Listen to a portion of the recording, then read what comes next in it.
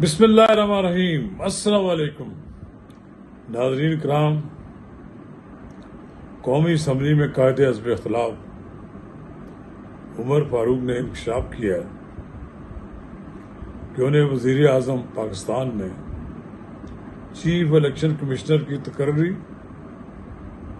اور 2 ارکان کی تقرری کے لیے مشاورت کے لیے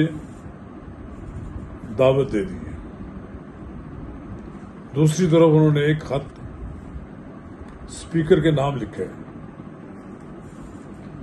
جس میں انہوں نے کہا ہے کہ ان کے خلاف بابر نواز نے جو ریفرنس دائر کیا تھا اس کی تفصیلات فراہم کی جائے۔ ناظرین کرام، یہ 2 بڑے اہم نوعیت کے امور ہیں۔ ایک تو چیف الیکشن کمشنر کی تقرری پر حکومت نے باضابطہ قائد حزب اختلاف سے مشاورت شروع کر دی ہے، مشاورت کا عمل شروع کر دیا۔ دوسری طرف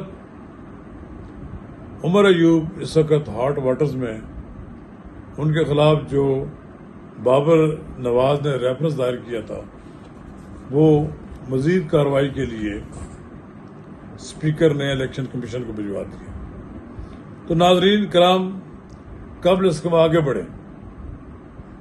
آپ سے استدعا ہے کہ اگر آپ نے میرا یوٹیوب چینل نواز رضا کے ساتھ اب تک سبسکرائب نہیں کیا تو برائے کرم فوری طور پر سبسکرائب کریں، لائک کریں اور اب آپ کے ساتھ شیئر کریں، اور آئیکن کا وہ بٹن دبانا نہ بھولیے کہ جب ہم ویڈیو لوڈ کریں تو سب سے پہلے آپ کو اطلاع ملے۔ تو ناظرین کرام، وزیر اعظم پاکستان نے عمر ایوب صاحب کو، جو اس وقت قائد حزب اختلاف ہیں، ایک خط لکھا ہے کہ 26 جنوری کو چیف الیکشن کمشنر کی مدت ختم ہو گئی ہے اور اس کے ساتھ 2 ارکان کی بھی مدت ختم ہو گئی ہے۔ ان کی تقرری کے لیے آرٹیکل 218 کے تحت مشاورت کی جائے گی، اس کی انہیں دعوت دی ہے۔ اگر عمر ایوب نے ان کی یہ دعوت قبول کر لی، یا آپ کہہ لیجئے کہ عمران خان نے ان کو وزیر اعظم سے ملاقات کی اجازت دے دی، پھر تو وہ چلے جائیں گے، ورنہ وہی اسی طرح لیت و لال سے کام لیا جائے گا، اور ہو سکتا ہے کہ یہ وزیر اعظم سے ملاقات کرنے کے لیے جائیں، عمران خان سے ملاقات کرنے کے لیے جائیں اور پھر وزیر اعظم کے پاس جائیں۔ اب دیکھنا یہ ہے کہ عمران خان کیا انہیں اجازت دیتے ہیں کہ دیتے۔ اگر انہیں اجازت نہیں دیتے تو پھر یہ معاملہ ایک بار پھر لٹک جائے گا۔ لیکن یہ جو ملاقات ہونی ہے، اس ملاقات میں مجھے تو نظر نہیں آتا کہ کسی ایک شخص پر چیف الیکشن کمشنر بننے پر اتفاق رائے ہو جائے، اس لیے یہ معاملہ لٹکا رہے گا، التوا میں رہے گا، اور جب تک وزیر اعظم اور دوسرے قائد حزب اختلاف کے درمیان کوئی اتفاق رائے نہیں ہوتا تو پھر یہ معاملہ ایک کمیٹی کے پاس چلا جائے گا، تو وہاں پر بھی بڑے مشکلات ہیں۔ وہاں پر جو کمیٹی کے ارکان ہیں وہ بھی ان کی 2/3 میجارٹی سے ہی منظوری ہو سکتی ہے، سمپل میجارٹی بھی نہیں وہاں کام کرے گی۔ رہی بات عمر ایوب نے اسپیکر کو جو خط لکھا ہے، اس میں انہوں نے کہا ہے کہ دائر ریفرنس اور اسپیکر کے فیصلے کی تفصیلات، ریفرنس کی قانونی آئینی جو مصدقہ نقل ہے وہ ہمیں فراہم کی جائے، اور کارروائی کا جو عمل شروع ہے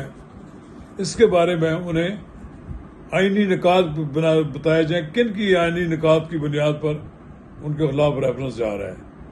62 63 کے تحت قانونی توجیہ فراہم کی جائے۔ اسی طرح انہوں نے کہا ہے کہ مجھے اس بات کی وضاحت فراہم کی جائے کہ ریفرنس فراہم کرنے کی کیا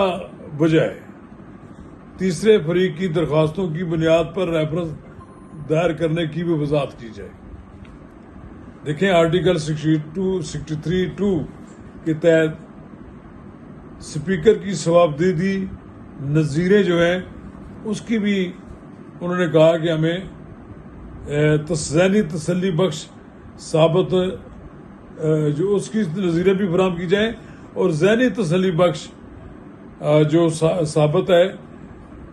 کریں، ثابت نہ ہونے پر اعتراض۔ انہوں نے کہا ذہنی تسلی بخش ثابت نہ ہونے پر اعتراض ہے۔ اسی طرح انہوں نے کہا ہے کہ قانونی عمل کی شفافیت اور منصفانہ ہونا بھی ضروری ہے۔ بابر نواز نے عمر ایوب کے خلاف جو ریفرنس دائر کیا تھا، یہ اسپیکر نے مزید کارروائی کے لیے الیکشن کمیشن کو بھجوایا۔ سوال یہ ہے کہ عمران خان کے ساتھ نتھی رہنے کے لیے، عمران خان کی حمایت حاصل کرنے کے لیے عمر ایوب نے بھی ہارڈ لائن اختیار کر رکھی ہے، اور اب عمر ایوب کا جو سٹے ختم ہو گیا تھا، ان کے خلاف کوئی کارروائی نہیں ہو سکتی، رکا ہوا تھا، وہ پابندی ختم ہو گئی ہے۔ تو اس وقت عمر ایوب جو ہیں وہ ہاٹ واٹرز میں ہیں، اور وہاں پر جعلی ووٹوں کا ایک بہت بڑا سکینڈل ہے جس کے بارے میں بابر نواز کا موقف یہ ہے کہ جعلی ووٹیں ڈالی گئی ہیں۔ بہرحال یہ تو ریفرنس ہوگا، اس کی سماعت ہوگی الیکشن کمیشن میں۔ ایک لحاظ سے عمر ایوب اب ہاٹ واٹرز میں، عمر ایوب کے لیے مشکلات پیدا ہو رہی ہیں، ممکن ہے کہ ان کے